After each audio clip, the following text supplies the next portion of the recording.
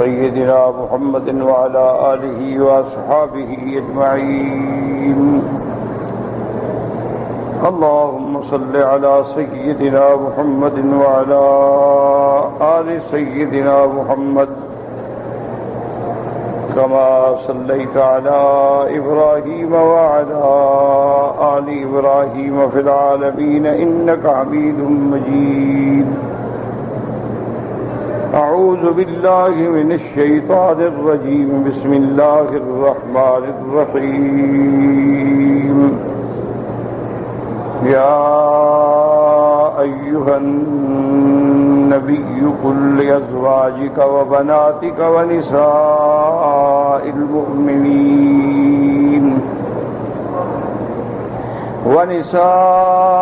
المؤمنين يدنين عليهن من جلابيبهن ذلك أدنى أن يعرفن فلا يؤذين وكان الله غفورا رحيما. لئن لم ينته المنافقون والذين في قلوبهم مرض والمرجفون في المدينة لنغرينك بهم ثم لا يجاورونك فيها إلا قليلا ملعونين أينما ثقفوا أخذوا وقتلوا تقتيلا. سنة الله في الذين خلوا من قبل ولن تجد لسنة الله تبديلا. قال المؤلف والمفسر رحمه الله تعالى أدام النفع بعلومه وعلومكم في الدارين آمين. إلى أن قال يقول تعالى آمرا رسوله صلى الله عليه وسلم تسليما أن يأمر الناس النساء المؤمنات خاصة أزواجه وبناته لشرفهن بأن يدنين عليهن من جلابيبهن ليتميزن عن سمات نساء الجاهلية وسمات الإماء. والجلباب هو الرداء فوق الخمار. اب مفسر رحمت اللہ علیہ فرماتے ہیں کہ ان آیات مبارکہ میں اللہ نے اپنے رسول عربی صلی اللہ علیہ وسلم تسلیما کثیرا کو حکم دیا ان یأمر النساء المؤمنات، ایمان والی عورتوں کو حکم فرما دیں، اور خاص طور پہ اپنی بیویوں کو اور اپنی بیٹیوں کو بھی لشرفہن، چونکہ ان کا بہت بڑا مقام ہے. تو اشارہ اس طرف کیا کہ نساء المؤمنین، اس میں تو سب آ گئے نا، بیویاں بھی آ گئیں، بیٹیاں بھی آ گئیں، وہ بھی تو نساء المؤمنین ہیں، لیکن ان کا اللہ نے الگ نام لیا کیونکہ ان کا مقام بلند ہے، شان بلند ہے. اس لیے فرمایا یا ایھا النبی قل لازواجک وبناتک ونساء المؤمنین. حالانکہ نساء المؤمنین میں تو سب شامل ہیں، لیکن الگ ذکر کرنے کی وجہ کیا ہے کہ ان کا شان بلند ہے، ان کا مرتبہ بلند ہے، عظمت. اور حکم کیا دیا یدنین علیہن من جلابیبہن، وہ ایک لمبی چادر لے کر سارے بدن کو ڈھانپ لیں اور سر کے اوپر سے گزار کے کھینچ لیں تاکہ بدن بھی چھپ جائے اور چہرہ بھی چھپ جائے. لیتمیزنا، تاکہ فیصلہ ہو سکے کہ بھی زمانہ جاہلیت کی جیسے عورتیں بے پردہ پھرتی تھیں بغیر کپڑے کے، بغیر کسی چیز کے، پتہ لگے نہیں یہ مسلمان عورتیں ہیں، یہ ایمان والی عورتیں ہیں. اور اسی طرح پتہ لگے کہ یہ حرہ عورتیں ہیں، آزاد ہیں، یہ باندیاں نہیں. تو اللہ تبارک و تعالی، کیونکہ پردہ جو ہے یہ تو شرف ہے، پردہ جو ہے یہ تو شان ہے اور عزت ہے اور عظمت ہے وہ عورت کے لیے. اب مفسر فرماتے ہیں والجلباب هو الرداء، جلباب کہتے ہیں وہ بڑی چادر فوق الخمار جو دوپٹے کے بھی اوپر سے گزاری جائے. بڑی چادر یہ نہیں کہ دوپٹہ مراد ہے، دوپٹہ نہیں بلکہ سارے کپڑوں کے اوپر ایک بڑی چادر. قاله ابن مسعود وعبيدة وقتادة والحسن البصري وسعيد بن جبير وإبراهيم النخعي وعطاء الخراساني وغير واحد وهو بمنزلة الإزار اليوم.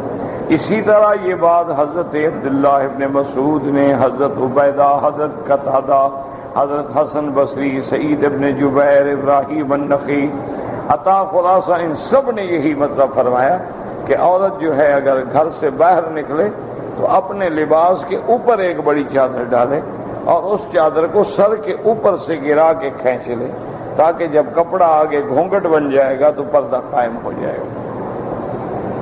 اسی کو جیسے پہلے زمانے میں جلباب کہتے تھے، اب ازار کہتے ہیں، کیونکہ دو چادریں ہوتی ہیں نا، ایک آدمی نیچے باندھتا ہے، ایک اوپر اڑتا ہے، تو نیچے والی کو ردا کہتے ہیں، اوپر والی کو ازار کہتے ہیں.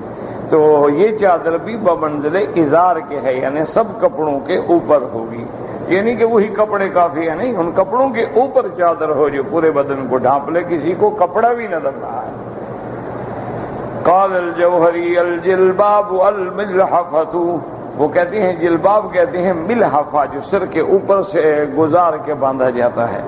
قالت امرأۃ من ہذیل ترسی قتیلا لها تمشی النسور الیہ وہی لاہیۃ مشی العذارى علیہن الجلابیب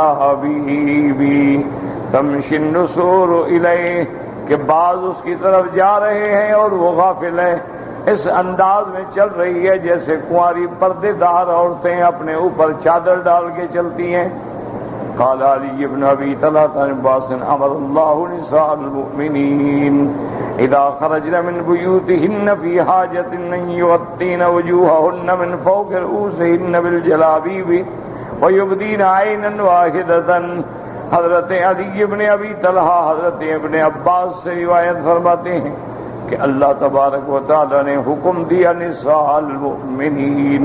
اس لیے یاد رکھیں کہ جب یہ لوگ بحث کرتے ہیں نا کہ پردہ نہیں، اور چہرے کا پردہ ضروری نہیں اور ہاتھوں کا پردہ ضروری نہیں، تو سب سے پہلے تو بحث کرنے سے پہلے یہ دیکھ لیا کریں کہ بھئی کیا آپ مومن ہیں، آپ کی بیویاں مومنات ہیں، ایمان ہے. اگر ایمان ہے تو پھر اللہ کا حکم یہ ہے، آگے تمہاری مرضی. ورنہ آدمی بحث کرنے میں تو اب دیکھیں نا کہ جب ابراہیم علیہ السلام نے فرمایا نمرود سے مناظرہ ہوا، تو نمرود نے جب آپ سے پوچھا کہ تم یہ بتاؤ کہ تمہارے رب کی نشانی کیا ہے، تو سیدنا ابراہیم علیہ السلام نے فرمایا کہ ربی الذی یحیی ویمیت، میرا رب وہ ہے جو جلاتا بھی ہے مارتا بھی ہے. آپ دیکھو نا، ایک باہر سے انہوں نے کہا کالا انا احیی، میں بھی مارتا ہوں میں بھی جلاتا ہوں. تو ایک ہوتی ہے بحث برائے بحث کہ کچھ کہنا ہے، وہ تو پھر بڑی بڑی موشگافیاں اور بات سے بات نکل جاتی ہے. اب دیکھیں کہاں احیاء، کہاں اماتہ اور کہاں بادشاہ کا نہیں. میں بھی کر سکتا ہوں. ایک آدمی کو بلایا جس کو سزائے موت ہو چکی تھی، کہا جاؤ میں نے تم کو بری کیا، دیکھو کہتے ہیں میں نے مردے کو زندہ کر دیا. ایک آدمی کو حکم دیا اس کو قتل کر دو، اس کو قتل کر دیں، دیکھو میں نے مار دیا، زندے کو مار دیا. تو یہ احیاء انا احیی ومیت، تو میں بھی کر سکتا ہوں. تو وہ بے وقوف مانے ہی نہیں سمجھا، بس ایک جواب دینا ہے. کسی چیز کو زندہ کرنا، آج کل آپ دیکھیں نا جی کہ سائنس کتنی ترقی کر چکی ہے، کتنی آگے بڑھ چکی ہے، لیکن آج تک وہ بھی یہ فیصلہ نہیں کر سکتی ہے کہ وہ خلیہ جو ہے وہ بڑھتا کیسے ہے. یعنی سائنس بڑی ترقی کر گئی. یہ ڈی این اے وغیرہ یہ بھی ایک گویا کہ ایک خلیہ ہے، جین گویا کہ یہ بھی ایک جز ہے. اچھا جین کو بھی انہوں نے پڑھ لیا سب کچھ، لیکن وہ خلیہ جو ہے ایک مفرد خلیہ وہ بڑھتا کیسے ہے. اچھا وہ جو ایک خلیہ ہے اس خلیہ کو سب سے پہلے کس نے پیدا کیا؟ ساری دنیا کے سائنسدان حاضر ہیں، جواب نہیں دے سکتے۔ ہر چیز مادہ سے، چلو مادے کو کس نے پیدا کیا؟ کوئی جواب نہیں۔ تو جہاں تمہارے عقل جواب دے جائیں وہی ماننا پڑے گا کہ وہ خالق ہے۔ قل اللہ خالق کل شیء۔ تو یہ جو ایک نظم ہے نا جی کہ آخر انسان سے انسان پیدا ہوتا ہے، بلی سے بلی پیدا ہوتی ہے، شیرنی سے شیر پیدا ہوتا ہے، یہ تو کبھی نہیں ہوا کہ شیرنی بلی پیدا کر دے، بلی شیر پیدا کر دے۔ اگر سب کچھ نطفے میں ہے تو مطلب جو چاہے بنا دے نا۔ اس کو اس نظام میں جکڑنے والی ذات کون ہے؟ وہ ہے جو اللہ ہے۔ اس لیے اللہ ہر جگہ کہتے ہیں، پہلے سبق میں یہ کہا کہ میرے محبوب اقرا باسم ربک الذی خلق، پہلے سبق میں توجہ دلائی کہ میری تخلیق کی قوتوں پہ نظر ڈالو۔ الذی خلق الانسان من علق، اللہ اکبر۔ اب دیکھیں نا جی، نطفتن علقتن، علق کا معنی عام طور پر یہی کیا جاتا ہے کہ پہلے نطفہ ہوتا ہے پھر وہ علقہ بن جاتا ہے، جونک کی شکل میں آ جاتا ہے۔ لیکن لفظ علقہ کیوں آیا؟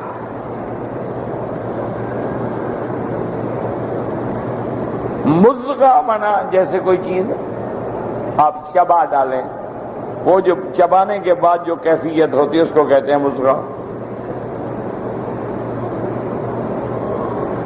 تو یہ علقہ کا لفظ جو ہے، ٹھیک ہے جی، وہ جی جونک بن گیا، اچھا جی جونک بن گیا، تو لفظ علقہ اس پر کیوں استعمال کیا گیا؟ اور بھی تو کئی عربی میں لفظ موجود ہیں۔ تو اب سائنس نے تحقیق کی ہے، جدید ابحاث میں یہ بات ثابت ہو گئی ہے کہ جب عورت میں نطفہ ٹھہرتا ہے تو نطفہ ایک خاص کیفیت، جس کو آپ جونک کہہ لیں، جونک کہتے ہیں نا، وہ جو لگاتے ہیں بندے کا خون چوس لیتی ہے، جونک کہتے ہیں نا اس کو، اس کی جونک کی شکل اختیار کرتے ہیں تو وہ اوپر لٹک جاتا ہے، اس لیے کہتے ہیں علقہ۔ وہ ماں کی رحم میں یوں لٹک جائے، اگر نہ لٹکے تو خلاص ضائع ہو گیا، ابارشن ہو گیا، اسقاط حمل ہو گیا۔ اگر وہ اپنی جگہ پہ لٹک گیا، اب بڑھنا شروع ہوا، تو اس لیے اس کا نام قرآن نے 1400 سال پہلے بتا دیا، علقہ تھا، الذی خلق الانسان من علق۔ اگر وہ علق نہ بنے تو بچہ پیدا نہیں ہو سکتا۔ اب جب انہوں نے جدید سکننگ مشینوں سے ماں کے رحم میں جو ترتیب بنتی ہے اس کے جب فوٹو لیے تو وہ لٹکا ہوا ہے۔ اب وہ کہتے ہیں کہ اللہ کے نبی کو آخر کس نے پڑھایا تھا علق؟ اس کا معنی ہے کہ جو اس کو پڑھانے والا ہے وہی خدا ہے، ہم دیکھ تو نہیں سکتے نا خدا کو۔ تو اس لیے ہمیشہ یاد رکھیں کہ یہ دنیا جو ٹکریں مار رہی ہے، آخر اسی نتیجے پہ آنا پڑے گا کہ بھئی کسی کو قتل کر دو، وہ تو ایک عام بندہ بھی جا کے مار ڈالتا ہے، لہذا وہ بھی نعوذ باللہ خدا ہو گیا۔ اگر نمرود مارنے سے خدا بن جاتا ہے تو روز لوگ بندوں کو مار دیتے ہیں، 50 بندہ مار ڈالتے ہیں، لہذا وہ بھی خود، پھر ان میں اور نمرود میں کیا فرق ہوا؟ اچھا، کئی لوگ ہیں جو جا کر جیل خانے توڑ کے، جو وہ قیدی جن کو سزائے موت ہو گئی ہے چھڑا کے لے جاتے ہیں، لہذا وہ بھی نمرود کی طرح احیاء کی قدرت رکھنے کہ دیکھو مردے کو چھڑا لیا۔ تو یہ تو بے وقوفی والی بات ہے۔ ایک تو ہے نا جواب برائے جواب، اور جی بغیر پردے کے ساتھ پھر گزارا کیسے ہوگا؟ اگر عورت پردے میں ہوگی تو گاڑی کیسے چلائے گی؟ اور عورت پردے میں ہوگی تو وہ فٹ بال کیسے کھیلے گی؟ عورت پردے میں ہوگی تو میراتھن ریس کیسے دوڑے گی؟ عورت اگر پردے میں ہوگی تو وہ جناب بسنت کیسے منائے گی؟ تو پھر کافروں والی باتیں، مسلمانوں والی باتیں تھیں۔ اس لیے اس سے پہلے پوچھ لیا کرو کہ تم مومن ہو، ایمان ہے تمہارا، تم کلمہ پڑھتے ہو، اللہ کو مانتے ہو، تمہاری بیوی بھی مومنہ ہے یا کافرہ ہے؟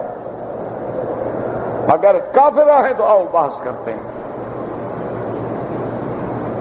اب کافرہ عورتوں نے خود یہ بات اقرار کر لیا ہے کہ جتنا اللہ نے پردے میں ہماری عزت کی حفاظت کی ہے، بے پردہ عورت جو ہے وہ محفوظ ہو ہی نہیں سکتی۔ یہ انگریز عورتیں، کافر عورتیں، وہ کہتے ہیں کہ جب ایک عورت ہے وہ اپنے بکنی میں یا انگا اور باڈی میں اور اس طرح کے لباس میں پھر رہی ہے، وہ تو خود دعوت گناہ دے رہی ہے کہ آؤ میں پبلک پراپرٹی ہوں، مجھے چھیڑو۔ تو پھر اگر لوگ اس کو چھیڑتے ہیں تو کیوں چیختی ہے؟ آپ کو پتا ہے کہ یہ جو بڑے بڑے ملک ہیں نا، جو اپنے آپ کو سمجھتے ہیں کہ ہم سپر پاور ہیں، 1 گھنٹے میں 1,00,000 عورت حاملہ بالزنا ہوتی ہے۔ 1 گھنٹے میں۔ ایک اسکول تھا، ہائی اسکول، اس کی پرنسپل کو خیال آ گیا کہ ہم اپنی بچیوں کا ذرا چیک اپ کرائیں، طبی چیک اپ کرائیں، ملاحظہ کرائیں تاکہ کوئی بیماری تو نہیں ہے۔ تو انہوں نے پوری ٹیم منگائی ڈاکٹروں کی اور سارا چیک اپ کرایا۔ ساتھ اس کو خیال آیا تو انہوں نے کہا کہ ان کا ذرا یہ بھی چیک کر لو کہ یہ کنواریاں ہیں، چونکہ یہ لڑکیاں جو پڑھ رہی ہیں 11 سال 12 سال 10 سال 11 سال 12 سال کی لڑکیاں، تو 999 لڑکی جو تھی وہ کنواری نہیں تھی 1000 میں سے۔ اب دیکھیں نا پردہ چھوڑنے کا کتنا فائدہ ہوا۔ ماں باپ کے بغیر علیحدہ، آپ مسلمان آدمی ہے، پردہ ہے، پھر بھائی جاتا ہے بہن کو اسکول چھوڑتا ہے، خود لے آتا ہے، واردات وہاں بھی ہو جاتی ہے لیکن لاکھوں میں ایک۔ وارداتیں وہاں بھی ہو جاتی ہیں جہاں اتنی احتیاط ہو، پھر بھی گناہ ہوتے ہیں، لیکن جب نسبت نکالو گے تو لاکھوں میں ایک کی بنے گی۔ تو اس لیے ہمیشہ یاد رکھیں کہ حضرت ابن عباس، اور دوسری بات یاد رکھو کہ ایک آدمی نے ترجمہ پڑھا ہے ایک عالم دین سے، ایک آدمی نے ترجمہ پڑھا ہے تابعی سے، ایک آدمی نے ترجمہ پڑھا ہے صحابی سے، اور صحابی نے ترجمہ کیسے پڑھا ہے؟ محمد الرسول اللہ صلی اللہ علیہ وسلم۔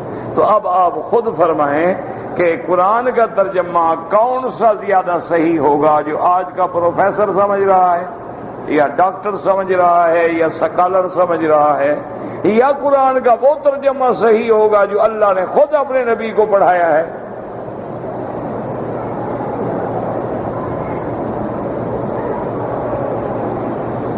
اس لیے دیکھیں حضرت ابن عباس نے کس سے قرآن پڑھا ہے؟ سیدنا محمد الرسول اللہ صلی اللہ علیہ وسلم۔ تو جب ابن عباس ایک بات کہہ دے پھر کون ہو تم ترجمہ کرنے والے؟ تم کون ہو پھر ترجمہ کرنے والے؟ بھئی قرآن اترا محمد مصطفیٰ پہ، انہوں نے خود پڑھایا ابن عباس، تو بات ہی ختم ہو گئی۔ جب صاحب کتاب نے خود سمجھایا کہ بھئی کتاب میں جو لفظ ہے اس کا معنی یہ ہے،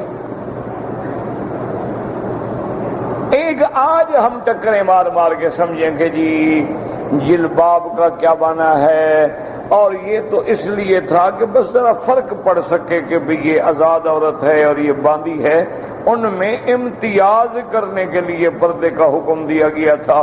آج کل تو باندیاں ہیں ہی نہیں، آج کل ہمارے لوگوں نے قرآن سمجھا ہے نا، انہوں نے اسی طرح سمجھا۔ وہ کہتے ہیں جناب مولوی صاحب یہ ہے کہ ذالک ادنا ان یعرفن فلا یؤذین، یہ حکم اس لیے ہم دے رہے ہیں کہ پہچانی جائے کہ یہ شریف عورت ہے، باندھی نہیں ہے، تاکہ اس کو کوئی ایذا نہ دے سکے، کوئی آوارہ چھیڑ نہ سکے۔ کہتے جی آج کل تو باندیاں ہے نہیں، لہذا اس پردے کی کیا ضرورت ہے؟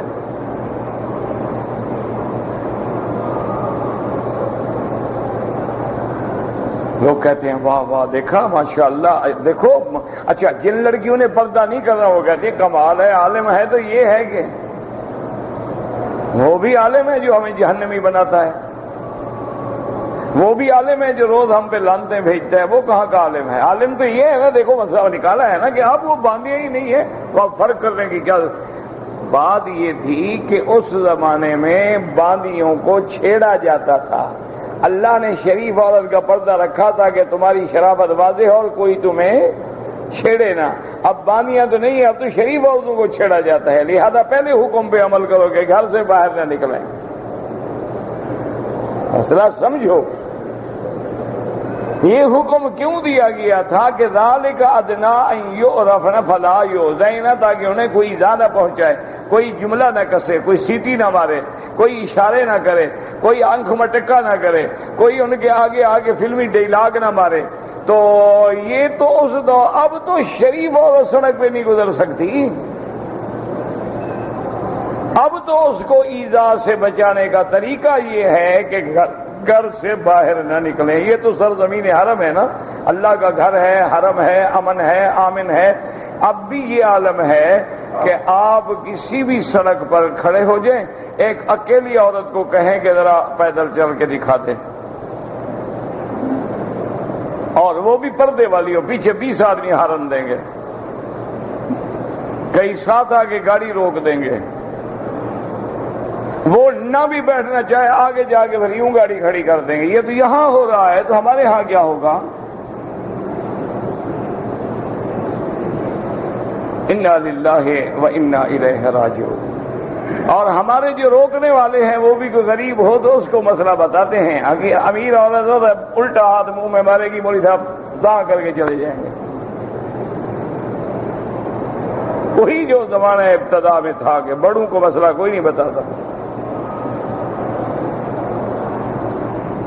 غریب آدمی ہو اس پر لیے سارے احکام، سارے دفعات جاری ہو جائیں گے۔ اگر پڑھا لکھا ہو کعبے کے سامنے کھڑے ہو کے فوٹو کھینچے، جو مرضی ہے کرے، حتیم کی دیوار پہ چڑھ جائے، بس دعا کرو اللہ ہم پہ رحم کرے۔ ہمارے گناہ ہیں، کسی کی کوئی قصور نہیں، لہا ما کسبت ولکم ما کسبتم، ہمارے اپنے اعمال ہیں جو ہمارے سامنے۔ اسی لیے میرے مدنی پاک نے اپنے خطبے میں سکھایا تھا وَنَعُوذُ بِاللَّهِ مِن شُرُورِ أَنفُسِنَا وَمِن سَيِّئَاتِ أَعْمَالِنَا۔ اسی لیے میرے مدنی ہر خطبے میں پڑھتے تھے نا وَنَعُوذُ بِاللَّهِ مِن شُرُورِ أَنفُسِنَا وَمِن سَيِّئَاتِ أَعْمَالِنَا مَن يَهْدِهِ اللَّهُ فَلَا مُضِلَّ لَهُ وَمَن يُضْلِلْهُ فَلَا هَادِيَ لَهُ۔ وہ جس کو ہدایت دے، وہ دنیا کے کسی کونے میں بیٹھے ہیں، ان کی کبھی کسی غیر عورت پہ نظر نہیں پڑی، وہ ہدایت نہ دے، طواف کر رہے ہیں، لوگوں کی عورتوں کو دیکھتے ہیں، لوگوں کی جیب کاٹتے ہیں، اقامے نکالتے ہیں، حجر اسود پہ جا کے غیر محرم عورت سے بدن ٹکراتے ہیں، یہ بھی مومن ہے ماشاءاللہ۔ بس انا للہ و انا الیہ راجعون، اور کوئی حل نہیں ماں سوا اللہ کے آگے رونے، بس اللہ کے آگے رونا شروع کرو۔ کسی رونے والے کے آنسو اللہ کو پسند آ گئے تو شاید رحمت کی بدلی آ جائے، ورنہ ہم جس مقام پہ پہنچے ہیں نا بالکل علی شفا حفرۃ من النار، ہم جہنم کے عین کنارے پہ کھڑے ہیں۔ ہاں اللہ نے وَأَنْقَذَكُم مِّنْهَا، اللہ آپ بھی بچا لیں تو اس کی مرضی۔ باقی یہ کہو کہ دین دین نہیں ہے، وہ اب نہ مولوی کے گھر میں ہے نہ پیر کے گھر میں۔ اللہ معاف فرمائے۔ اللہ کوئی تعویذ لے کے لوگوں کو لوٹ رہا ہے، کوئی جناب استخارے کرتا ہے، 2 منٹ میں گردن جھکا کے مسئلہ بتا دیتا ہے۔ وہ جو ان کے سب سے بڑا استخارہ کرتا ہے نا ٹی وی پہ آ کے 2 منٹ ہی، اس دفعہ میرے پاس آیا تھا کہ میری لڑکی کا مسئلہ ہے، مہربانی کریں۔ میں نے کہا تم لوگوں کا حل کرتے ہو، تم میرے پاس کیسے آ گئے؟ وہ کہتے ہیں یار مکی صاحب چھوڑو، مذاق نہ کرو، میری بیٹی کا، تمہاری بیٹی نہیں۔ میں نے کہا میری بیٹی ہے، تمہاری بیٹی میری بیٹی ہے، مجھے اس میں کوئی انکار نہیں۔ کہتے یہ پریشانی ہے، وہ خاوند اس کے ساتھ بڑا جھگڑا کر رہا ہے، مہربانی کرو۔ میں نے کہا مجھے کیا، میں تو نہ عامل نہ کامل نہ عالم نہ فقیر، میں تو بے فائدہ آدمی ہوں، مجھ سے کیا فائدہ ملے گا؟ دعا کروں گا اللہ کے گھر میں، اللہ نے فریاد سن لی تو الحمدللہ اللہ تیری بیٹی کا گھر آباد رکھے، وہ تو ہماری بچی ہے، اللہ ہر مسلمان کی بچی کا گھر آباد رکھے، اللہ ہر کسی کو بربادی سے بچائے۔ یہ تو ماں باپ کو پتا ہوتا ہے نا جن کی بیٹیاں برباد ہو کے گھر آ جاتی ہیں۔ اللہ اکبر۔ میں نے کہا یار یہ تم مہربانی کیا کہتے ہیں مکی صاحب، کیا کریں، بس روٹی کھانے کا ایک بہانہ ہے۔ میں نے کہا چھوڑو یار، روٹی کھانے کے اور بھی تو کوئی بہانے ہیں، وہ ضروری ہے کہ اللہ کا قرآن بیچو، لا تشتروا بآیاتی ثمنا قلیلا ان کثیرا من الاحبار والرہبان لیاکلون اموال الناس بالباطل۔ کیوں قرآن کی زد میں آتے ہو؟ چھوڑ دو، روٹی کھانے کے اور بھی تو کئی ذریعے ہیں، بہت بڑے ذرائع ہوتے ہیں روٹی کھانے کے۔ اللہ دینے پہ آئے نا، اس کے آگے کوئی مشکل نہیں ہوتی، بس دعا کرو ذرا اللہ پہ ایمان ہو جائے گا، ورنہ پیسہ ویسا کچھ بھی نہیں ہے۔ اور یار یہ پیسہ دنیا والے کما سکتے ہیں، ہم نہیں کما سکتے، ان کے پاس کچھ زیادہ عقل ہوتا ہے،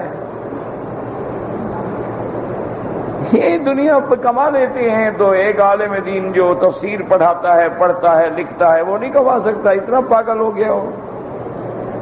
لیکن الحمدللہ ثم الحمدللہ رضینا قسمت الجبار فینا، جیسے بزرگ نے کہا تھا، انہوں نے کہا اللہ ہم تیری تقسیم پہ راضی ہے، لنا علم وللجہال معلوم، تو نے ہمیں قرآن و حدیث کا علم دیا اور جاہلوں کو دولت دی ہے، اب راضی ہیں تیرے فیصلے، ہم تیرے فیصلے پہ راضی ہیں، بالکل رضینا باللہ ربا وبالاسلام دینا وبمحمد صلی اللہ علیہ وسلم۔ تو اس لیے جھگڑا نہ کیا کرو، جب کوئی مسئلہ ہو نا پردے کا، اس کو کہو میرا بھائی بات سنو، تو مسلمان ہو، وہ کہے ہاں جی، کو بس یہ قرآن کا حکم ہے، مسلمان آگے بحث نہیں کرتا، اللہ کا حکم بس خلاص، رسول پاک نے فرما دیا ختم۔ مسلمان کا پھر یہ نہیں کہ یہ اللہ بھی فرماتے ہیں رسول، لیکن جی اگر کریں گے تو مگر کیسے چلیں گے؟ یہ اگر مگر اسلام میں نہیں ہے، یہ پھر کفر میں ہے، اس کا اسلام سے کوئی تعلق نہیں۔ جب اسلام میں پردہ تھا، قرآن پہ عمل تھا، حضور کی زندگی میں 10 لاکھ مربع میل پہ اسلام پھیل گیا۔ تم نے کتنا پھیلایا ہے؟ جو پہلا ملک ہے وہ بھی دے رہے ہو۔ صحابہ کے زمانے میں، سیدنا عثمان کے زمانے میں 80 لاکھ مربع میل پہ اسلام کا پرچم لہرا گیا۔ تو اس وقت تو بینک نہیں تھے، انہوں نے کیسے ملک چلا دیے؟ اب کہتا ہے نا ہمارا پڑھا لکھا طبقہ، سر اگر بینکنگ سسٹم نہیں ہوگا تو ہمارا ملک کیسے چلے گا؟ ملک اس طرح چلے گا جس طرح عمر نے چلایا تھا کہ بسم اللہ الرحمن الرحیم من امیر المؤمنین عمر الی بحر النیل، اب دریائے نیل میں تمہیں حکم دیتا ہوں چلو۔ جب تم اللہ کے بن جاؤ گے، اللہ زمین سے تمہیں دولت دے گا۔ جب تم اللہ کے بن جاؤ گے، اللہ تیرے تھوڑے پیسے میں برکت ڈال دیں گے۔ جب تم اللہ کے بن جاؤ گے، ساری دنیا کے بینک تیرے دروازے پہ پڑے ہوں گے۔ آج بھی میں ذمہ داری سے کہتا ہوں، مسلمان ملک صرف اپنا پیسہ نکال لیں تو کافروں کے ملک 24 گھنٹے کے بعد دھڑن تختہ ہو گئے، ٹوٹے ٹوٹے ہو جائیں۔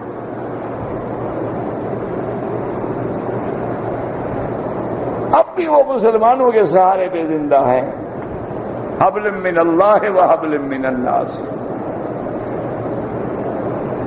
یہ کوئی بات ہے؟ آج اگر 1 ارب 34 کروڑ مسلمان یہودیوں کی طرف اکٹھے ہو کے پیشاب کر دینا، پیشاب میں ڈوب جائیں، جنگ لڑنے کی ضرورت ہی نہیں ہے۔ لیکن اکٹھا کون ہو جناب؟ ہم تو روز لڑتے ہیں، نماز پہ جھگڑا، ہاتھ باندھنے پہ جھگڑا، آمین کہنے پہ جھگڑا، بڑا ایمان حل کر رہے ہیں ہم۔ یہی لوگ ہیں جو دشمن ہیں اسلام کے، جو لڑاتے ہیں لوگ، سمجھتے ہیں ہم دین کا کام نہیں کر رہے ہو، دین کے نام پہ لڑائی لڑا رہے ہو، خدا کے لیے مسلمانوں کو ملنے دو۔ آج مسلمان اکٹھے ہو جاؤ، اللہ نے تمہیں ایسے موقع دیے ہیں ایسے موقع دیے ہیں گویا کہ جیسے ایک دروازہ اللہ نے مسلمان کے ہاتھ میں رکھا ہے، جب تک دروازہ نہ کھولو کافر کا جہاد ہی نہیں گزر سکتا۔ ساری دنیا کی اس وقت طاقت جو ہے وہ تیل پہ ہے۔ تیل اللہ نے کس کو دیا ہے؟ سب تیرے محتاج ہیں، بس صرف فرق یہ ہے کہ اللہ کو پہچان لو۔ ایبتغون عندهم العزة فإن العزة لله جميعا۔ اللہ کو پہچان لو اور یہ جھگڑے مگڑے ختم کر دو۔ میرا بھائی یہ فروعی مسئلے ہیں، اعلیٰ اولا کی باتیں ہیں، افضل غیر افضل کی باتیں ہیں، یہ کوئی کفر اسلام کی جنگیں نہیں ہیں، ان میں ٹکریں مار کے مسلمانوں کو آپس میں نہ لڑاؤ۔ دیکھو نا کیسے لطف آتا ہے کہ ایک امام کعبے میں کھڑا ہے، حنفی، شافی، مالکی، حنبلی سب ایک امام کے پیچھے نماز پڑھ رہے ہیں۔ سبحان اللہ۔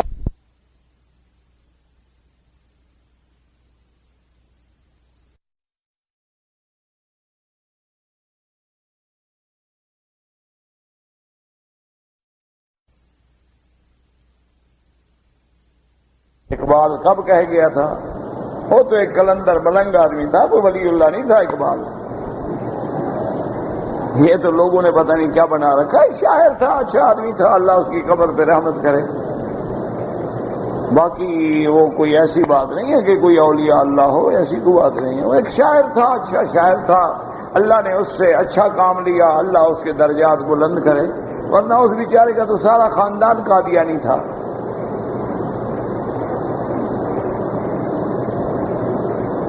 یہ تو اس پہ اللہ کا کرم ہو گیا، کچھ اچھے لوگوں کی صحبت مل گئی، بچ گیا، ورنہ اس کا تو سارا خاندان ہی قادیانی تھا۔ اچھا وہ خود کون تھا جس کو انگریزوں نے ڈاکٹر کا خطاب دیا تھا؟ انگریز اچھے لوگوں کو ڈاکٹر بنائے گا؟ اس کو کہو ذرا مجھے بھی لے کے دے دو ایک خطاب، مجھے تو ویزا نہیں دیتے، خطاب تو بڑی بات ہے۔ یہ جتنے ڈاکٹر ہوتے ہیں نا، ڈاکٹر، سر، شمس العلماء، مخدوم الملک، یہ سب انگریزوں کے خطاب ہیں، ٹوڈی تھے ان کے، یہ ان کا کام کرتے تھے۔ بعد میں جب وہ چلے گئے تو یہ بھی بدل گئے، آقا چلا گیا تو نیا مخدوم آ گیا تو مرید بھی نئے ہو گئے۔ ورنہ سارے جو خطاب تھے نا، ہمارے بڑے بڑے مولوی، شمس العلماء، خطاب دینے والا کون ہے؟ انگریز۔ مسیح الملک کس نے خطاب دیا تھا جناب؟ حضرت امام ابو حنیفہ نے خطاب دیا تھا۔ چھوڑیں باتیں، یہ اگر یہ کہانی کھولو گے نا تو حمام میں سب ننگے ہیں، کسی کا کچھ بھی نہیں بچتا، پھر نہ مولوی بچتا ہے نہ پیر بچتا ہے۔ یہ جتنے تمہارے بڑے بڑے پیر ہیں نا، ان سب نے انگریزوں کی دربار میں عرضیاں لکھی تھیں کہ حضور کا سایہ ہما ہمارے سروں پہ قائم رہے، آپ کا ذل الہی میں شیر اور بکری کٹھا پانی پیتی ہے، آپ کی حکومت کو بچانے کے لیے رات کی تہجد میں ہم دعائیں کرتے ہیں۔ ایسے نہیں زمینیں ملی، ہمیں کیوں نہیں دے گئے؟ وہ جب انگریز خوش ہوتا تھا وہ کہتا تھا گھوڑے پہ بیٹھ جاؤ پیر صاحب، گھوڑا دوڑاؤ، یہاں تمہارا گھوڑا تھکے نہ وہاں تک زمین تمہاری۔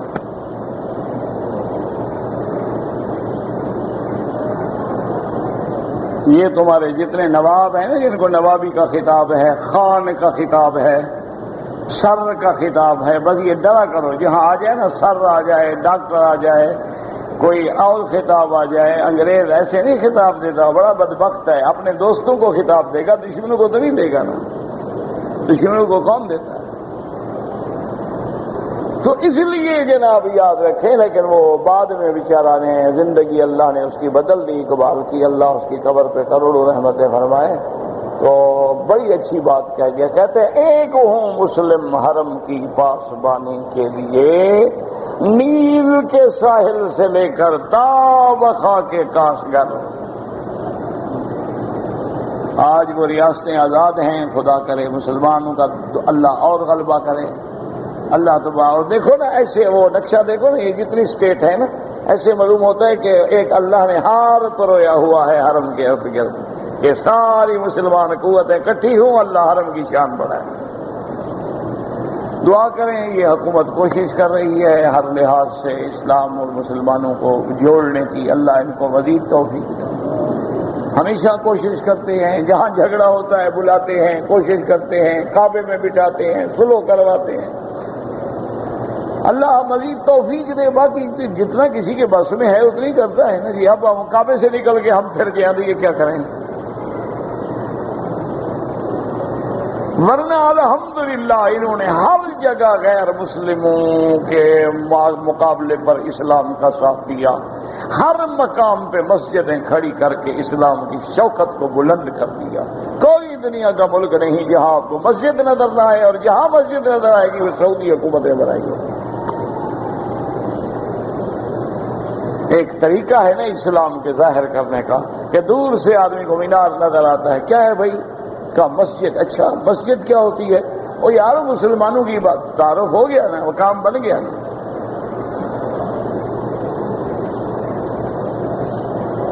تو اس لیے بہرحال جو کچھ ان سے ہو رہا ہے یہ کر رہے ہیں، اور بڑی کوشش کر رہے ہیں کہ مذہبی افتراق بھی ختم ہو جائے، مذہبی انتشار بھی ختم ہو جائے، یہ عصبیتیں بھی ختم ہو جائیں، اور جو کتابیں لکھی جاتی ہیں ایک دوسرے کو کافر کہنے کی وہ بھی ختم کر دی جائیں۔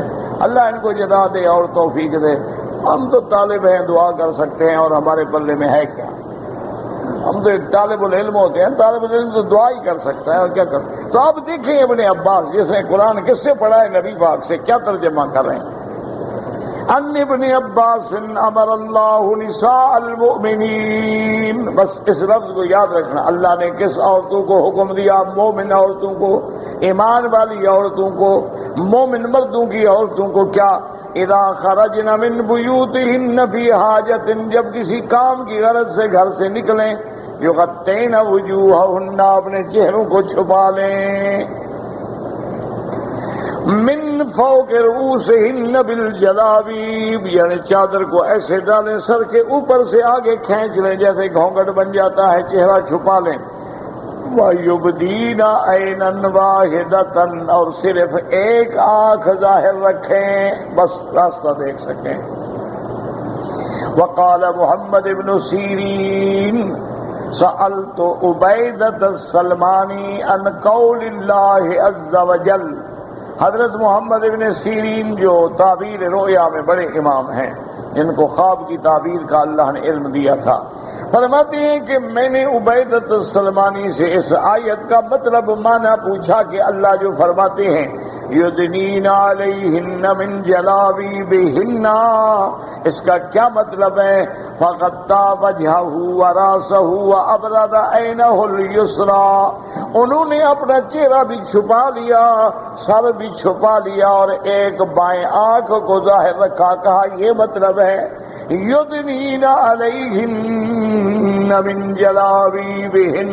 اب دیکھیں اللہ ابن عباس کے مدارج کو بلند فرمائے، عبدۃ السلمانی کی شان کو بلند فرمائے، کیسے پیارا ترجمہ کیا کہ ایک آنکھ ظاہر کریں، یہ نہیں کہ ایسا پردہ پہن کے دو آنکھیں نکال کے رکھے، پھر تو حسن کا ذریعہ بن گیا۔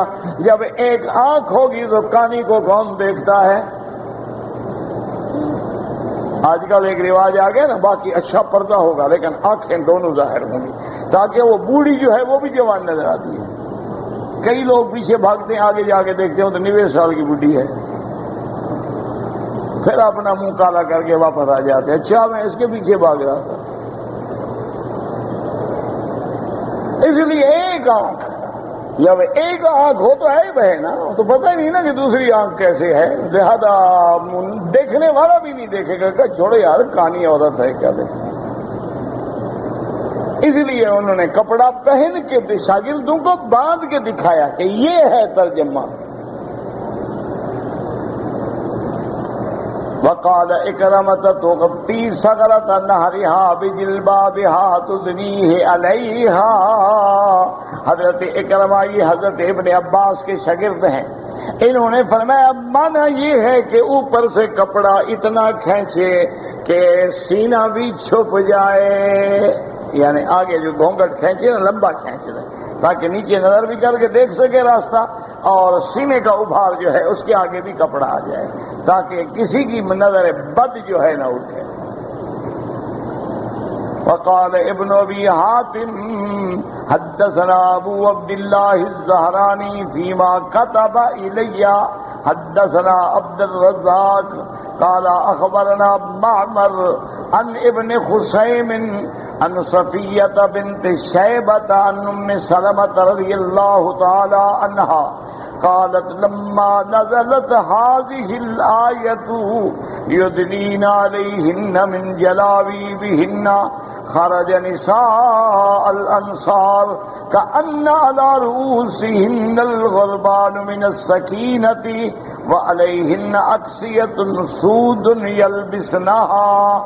اب بی بی ام سلمہ سے روایت ہے، بی بی ام سلمہ میرے مدنی سرکار کی بی بی ہیں، امہات المؤمنین میں ہیں، وہ فرماتی ہیں کہ جب اللہ نے قرآن میں یہ حکم فرما دیا یدنین علیہن من جلابیبہن، انصار کی عورتیں جب گھر سے نکلتی تھیں ان کے چہرے کے اوپر ایسے کپڑا پڑا ہوتا تھا، وہ دور سے غربان، یعنی جیسے کوئی چیز، غربان اصل میں کہتے ہیں یہ دیکھیں جیسے اوپر کوئی ٹوپی سی نظر آئے اس کو کہتے ہیں غربان، تو ایسے معلوم ہوتا تھا کہ ان کے سروں پہ غربان ہیں، اور ایسے یعنی جیسے کوئی ایک پرندہ بناتا ہے نا ایسے گھونسلہ، اس کو کہتے ہیں غربان، گھونسلہ نما کپڑا جو ڈالا نا ٹوپی آ گئی تو گھونسلہ بن گیا نا ان کے اوپر۔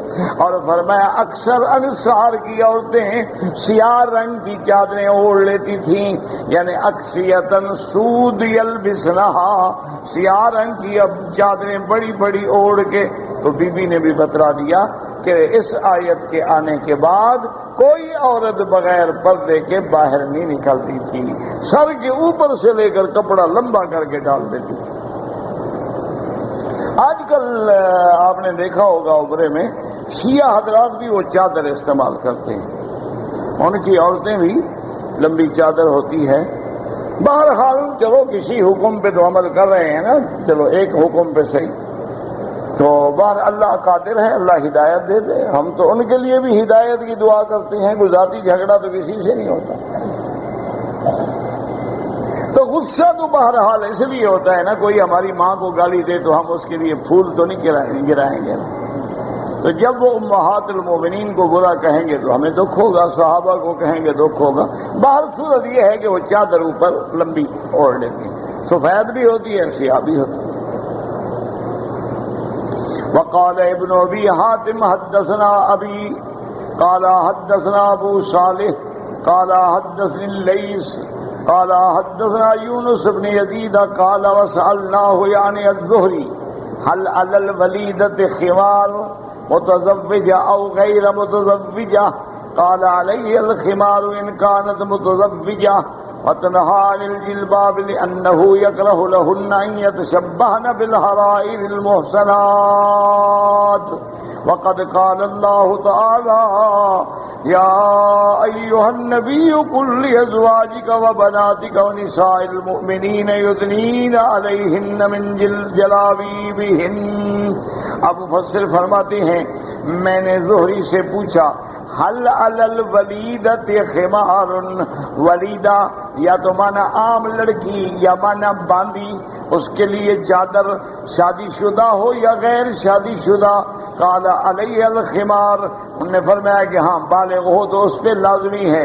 وتنہا عن الجلباب، لیکن وہ اس طرح پردہ نہ کرے جس طرح شریف عورتیں پردہ کرتی ہیں، تاکہ فرق معلوم ہو حرہ میں اور باندی میں، حرہ میں اور ولیدہ میں، تاکہ وہ ان کے مشابہ نہ ہو جائیں جو حرائر ہیں، جو محسنات ہیں۔ اللہ نے حکم فرمایا قل لازواجک وبناتک ونساء المؤمنین یدنین علیہن من جلابیبہن۔ وروان سفیان الثوری انہ قال لا بأس بالنظر إلى زينة نساء أهل الذمة وإنما نهى عن ذلك لخوف الفتنة لا لحرمتهن۔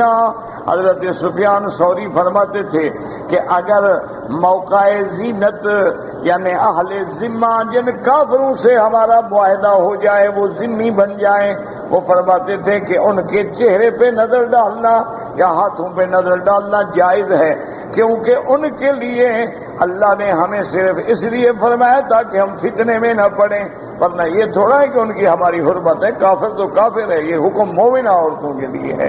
کافرہ اور مومنہ میں ایک بڑا فرق ہے، لیکن بہرحال جہاں فتنے کا خوف ہوگا تو وہاں عورت کافرہ سے بھی بچنا ہوگا۔ واستدل بقوله تبارک وتعالی ونساء المؤمنین وقوله ذلك ادنى ان يعرفن فلا يؤذين، اي اذا فعلن ذلك عرفنا انهن حرائر ليس بإماء ولا اواهر۔ اللہ نے فرمایا جب ایک شریف عورت پردہ کر کے نکلے گی تو لوگوں کو پتہ لگ جائے گا کہ یہ شریفہ ہے، حرہ ہے، یہ نہ باندھی ہے نہ زانیہ عورت ہے۔ تو پردے کے بغیر تو وہ نکلتی ہیں جو اواہر ہوتی ہیں، زانیہ ہوتی ہیں، جو بدکماش عورتیں ہوتی ہیں۔ تو اللہ نے تو پردہ رکھا اس لیے ہے کہ تاکہ دونوں کے درمیان میں امتیاز ہو جائے، فیصلہ ہو جائے، تاکہ محسنات، حرائر اور اواہر میں فرق آ سکے۔ اس لیے فرمایا یا ایھا النبی قل لازواجک وبناتک ونساء المؤمنین یدنین علیہن من جلابیبہن ذلك ادنى ان يعرفن فلا يؤذين۔ قال كان ناس من فساق اهل المدينة يخرجون بالليل حين يختلط الظلام الى طرق المدينة ويعرضون للنساء وكانت مساكن اهل المدينة ضيقة فإذا كان الليل خرج النساء إلى الطرق يقضين حاجتهن فكان أولئك الفساق يبتغون ذلك منهن فإذا رأوا المرأة عليها جلباب قالوا هذه حرة فكفوا عنها فإذا رأوا المرأة ليس عليها جلباب قالوا هذه أمة فوثبوا عليها۔ قال مجاہد يتجلبين فيعلم أنهن حرائر فلا يتعرض لهن فاسق بأذن ولا ريبة۔ اب اس روایت میں آتا ہے کہ کافی لوگ وہاں مدینے میں رہنے والے جو فاسق فاجر لوگ تھے، جو شہدے لوگ تھے، جو آوارہ لوگ تھے، وہ رات کو راستے میں بیٹھ جاتے تھے۔ جب عورتیں بیچاری چونکہ مدینے کے مکان چھوٹے تھے، وہاں حمامات بنے ہوئے نہیں تھے، تو عورتیں اپنی ضرورت پوری کرنے کے لیے باہر نکل جاتی تھیں دور۔ اب وہ فاسق انتظار میں ہوتے، جب پردہ دیکھتے تو اس کو نہیں چھیڑتے تھے، اگر بغیر پردے کی عورت ہوتی تو اس کو پکڑ لیتے تھے۔ تو اس لیے اللہ نے فیصلہ فرما دیا کہ عزت والی عورت جو ہے وہ بغیر پردے کے باہر نہیں نکل سکتی ہے۔ اور یہ تو عامہ ہو یا عام عورتیں ہیں یا فاسقہ ہیں، خبیثہ ہیں، فاجرہ ہیں، لیکن یہ معنی نہیں کہ ان کو اجازت ہے کہ وہ بانیوں کو چھیڑتے رہیں۔ ان کے لیے آگے آپ حکم پڑیں گے۔ اللہ نے اتنا سخت حکم دیا کہ ان کو پکڑو اور ان کو مارو۔ وقال مجاہد یتجلبنا یعنی وہ بڑی چادریں لیتی تھیں، فیعلم پتہ لگتا تھا انہن حرائر، یہ حرہ عورتیں ہیں، فلا یتعرض لہن فاسق باذى ولا ریبۃ۔ اب کوئی فاسق جو ہے ان کو نہیں چھیڑ سکتا تھا۔ اللہ تبارک و تعالی ہمیں قرآن و حدیث کے پڑھنے، سمجھنے اور عمل کرنے کی توفیق۔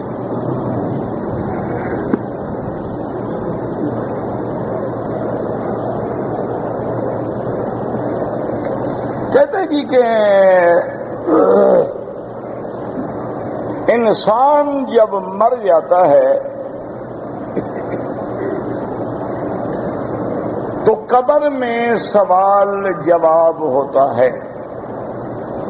بالکل صحیح حدیث میں ہے کہ انسان جب فوت ہو جاتا ہے تو اللہ کے فرشتے آتے ہیں اور سوال کرتے ہیں، اور 3 سوال ہوتے ہیں۔ من ربو کا، تیرا رب کون؟ ما دینوں کا، تیرا دین کیا؟ ما تقول فی حق ھذا الرجل، اس نبی کے بارے میں تیرا کیا ایمان ہے جس کو اللہ نے بھیجا تھا؟ یہ 3 سوال ہیں۔ مسلمان جواب میں کہتا ہے ربی اللہ، میرا رب میرا اللہ ہے، دینی الاسلام، میرا دین اسلام ہے، اور جس کو اللہ نے بھیجا ہے محمد الرسول اللہ، وہ محمد مصطفیٰ ہیں اللہ کے رسول۔ اسی لیے یہ سوال کافر سے بھی ہوتا ہے کہ من ربو کا، تیرا رب کون ہے؟ کافر کہے گا ہاں ہاں لا ادری، مجھے پتہ نہیں۔ کیوں؟ جس کے سینکڑے ہوں اب کس کس کو یاد کرے؟ ما دینوں کا، تیرا دین کیا ہے؟ کہے گا ہاں ہاں لا ادری۔ ما تقول فی حق ھذا الرجل، کہے گا ہاں ہاں لا ادری۔ اب یہ کہتے ہیں کیا نبی اور رسول سے بھی سوال ہوگا؟ ہاں، سب سے ہوگا۔ جیسے تم نماز پڑھتے ہو، نبی نماز نہیں پڑھتے۔ جیسے تم پر روزہ فرض ہے، انبیاء پہ روزہ فرض نہیں ہے۔ جیسے تم نماز میں درود پڑھتے ہو اللہم صلی علی محمد، اللہ کا نبی بھی تو اپنے اوپر درود پڑھے گا نا، اللہم صلی علی محمد۔ جیسے تم کلمہ شہادت پڑھتے ہو لا الہ الا اللہ محمد الرسول اللہ، اشہد ان لا الہ الا اللہ اشہد ان محمد، اسی طرح اللہ کا نبی بھی پڑھے گا۔ تو معنی یہ ہوا کہ احکام سب پہ جاری ہیں، باقی اس میں شک ہی نہیں ہے کہ اللہ کے نبی تو پاک ہیں، معصوم ہیں، ان کا جواب تو حق ہی حق ہے اور صدق ہی صدق ہے، لیکن لفظ مطلق ہے کہ سب سے سوال ہوگا۔ کہ اگر کوئی بندہ رابق سے، رابق نہیں ہے لفظ، لفظ ہے رابق، غین کے ساتھ، کاف کے ساتھ نہیں ہے رابق، لفظ رابق ہے۔ تو بہرحال وہ رابق جو ہے نا جی میقات کے اس طرف ہے، کیونکہ جحفہ پہلے ہے پھر رابق ہے، تو آپ وہاں سے احرام باندھ کے آئیں، حج افراد کا باندھیں، جو تمتع کریں، قران کریں۔ اگر آپ 8-10 دن پہلے آ جاتے ہیں چوری، تو اب اگر احرام باندھنا ہوگا تو آپ کو پھر حد حرم سے باہر جا کے احرام باندھنا ہوگا۔ آپ حد حرم سے نہیں باندھیں گے، حد حرم سے وہ باندھیں گے جو اب مکے میں آگے داخل ہو گئے، آپ تو آئے باہر سے ہیں، اس لیے پھر آپ کو باہر نکل کے احرام باندھنا ہوگا۔ لیکن جو آپ بغیر احرام کے آئیں گے، حالانکہ آپ حج کے لیے آ رہے ہیں، تو دم پڑ جائے گی، عمرہ بھی کرنا ہوگا، دم بھی پڑ جائے گی، کیونکہ یہ تو کوئی راستہ ہی نہیں، کسی امام کے نزدیک بھی نہیں۔ کیونکہ جب آپ رابق سے آ رہے ہیں تو کیا کرنے آ رہے ہیں؟ حج کرنے کے لیے آ رہے ہیں، تو لازمی بات ہے کہ آپ کو احرام سے آنا چاہیے، عمرے کے ساتھ آنا چاہیے۔ اب آپ نے چونکہ عمرہ چھوڑا اپنے آپ کو بچانے کے لیے، تو اب حج کے بعد عمرہ بھی کریں اور پھر ایک دم بھی ادا کریں۔ اسی لیے جو لوگ جدہ سے بھی آئیں گے ان کو بھی احرام جدے سے باندھنا چاہیے تھا، لیکن جدے سے نہیں باندھ سکے، تو جب حج کا دن آ جائے تو مسجد تنعیم سے جا کر حد حرم کے باہر سے جا کے نیت کریں، کیونکہ جدہ جو ہے وہ حرم کے حدود سے باہر ہے، وہ ہل ہے، وہ حرم نہیں ہے، تو لہذا تمہیں بھی احرام پھر ہل سے باندھنا ہوگا۔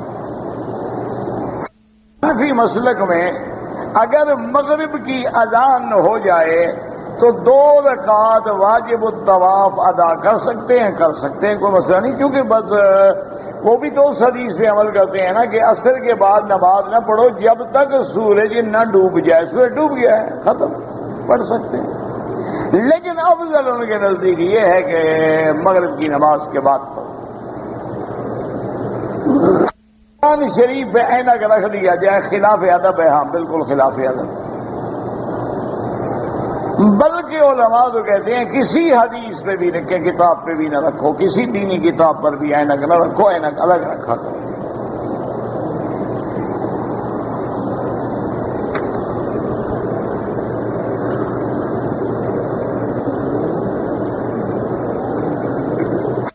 بہرحال کہتے جی میری شادی کو 12 سال ہو گئے ہیں، 3 بچوں کا باپ ہوں، میری بیوی شروع سے نافرمان ہے، گستاخ ہے، 3 بچے تو تمہیں جن دیے ہیں، پر نافرمان کیسے ہوئی؟ بھائی تم بچے خود بخود تو پیدا نہیں ہو گئے نا، تیرا کہنا مانا تو بچے پیدا ہوئے نا۔ اچھا بہرحال کہتے میں نے بڑی کوشش کی، اس نے کہا مجھے طلاق دو تو دوسری شادی کر لو۔ میں نے دوسری شادی کر لی، اس کو 1 طلاق میں نے بھیج دی۔ اب 1 مہینے کے اندر اس نے کہا مجھے دوسری اور تیسری طلاق بھی دو۔ بچوں کو لے کے گھر سے غائب ہو گئی، میں نے بطریہ رجسٹری دوسری اور تیسری طلاق بھی بھیج دی۔ اب کام پکا ہو گیا، 3 طلاقیں ہو گئی۔ اب سلو کرنا چاہتی ہے تو اب حلالہ کرنا ہوگا، لیکن حلالہ اس آدمی سے کراؤ جو نکاح کر کے طلاق نہ دے، کرائے کا نہ ہو۔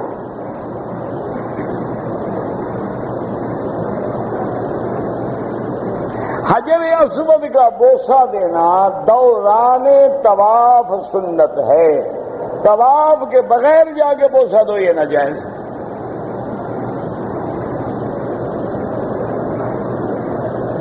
فجر کی نماز اگر ہم مسجد میں پہنچیں اور نماز کھڑی ہو جائے، آپ نماز میں مل جائیں، جب امام سلام پھیر لے کھڑے ہو گئے تو سنت پڑھ لیں، اور اگر آپ نے مسجد میں بیٹھنا ہے تو پھر سورج نکلنے کے بعد 2 رکعت پڑھ لیں، جانا ہے اسی وقت پڑھ لیں۔ چونکہ یہ 2 رکعت سنت میرے مدنی پاک کو بڑی محبوب تھی، اس لیے اس کو نہ چھوڑا کریں، ورنہ سنت کی قضا نہیں ہوتی، اللہ سنن مؤکدہ کی قضا ہوتی ہے، وہ بھی احناف کے نزدیک۔ لیکن یہ 2 سنتیں حضور کو بہت محبوب ہیں، ہر حال میں پڑھا کرو، تو لہذا نماز کے فوراً بعد کھڑے ہو کے پڑھ لو یا سورج نکلنے کے بعد پڑھ لو۔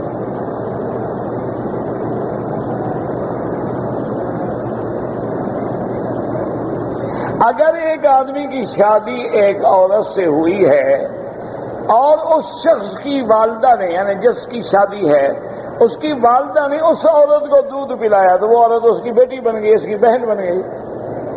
اس کے کٹھے پلایا ہو یا کٹھے نہ پلایا، یہ تو شرط نہیں ہے۔ جب دودھ پلایا، چاہے تم سے پہلے جتنے بچے ہیں وہ بھی اس کے بہن بھائی بن گئے، بعد میں ہے وہ بھی بہن بھائی بن گئے، کٹھے پلانا ضروری نہیں ہوتا۔ بہرحال اب وہ عورت تمہاری بیوی نہیں بن سکتی، فوراً علیحدگی اختیار کرو اور توبہ کرو۔ کہتے تھے کہ انسان اور جن میں کیا رشتہ ہے جو میرے اور آپ کے درمیان میں ہے؟ نہیں سمجھ آیا؟ یعنی میں انسان ہوں، آپ جن ہیں، یہ رشتہ ہے۔ اللہ کے بندے، جن الگ مخلوق ہے، انسان الگ مخلوق ہے، کیا رشتہ ہے؟ کوئی رشتہ نہیں۔ وہ آگ سے پیدا ہوا، مٹی سے پیدا ہوا، اصل بھی دونوں کی الگ ہے، کیا رشتہ ہے؟ کوئی رشتہ نہیں ہے جناب۔ آپ نے رشتہ داری کرنی ہے تو ڈھونڈ لو کسی جن کو، انشاءاللہ سمجھ جو آ جائے گی 1 ہفتے میں۔